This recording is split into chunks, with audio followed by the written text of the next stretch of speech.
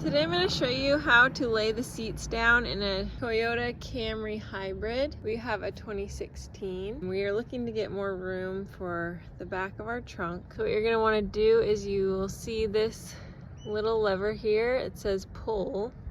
So you'll pull that.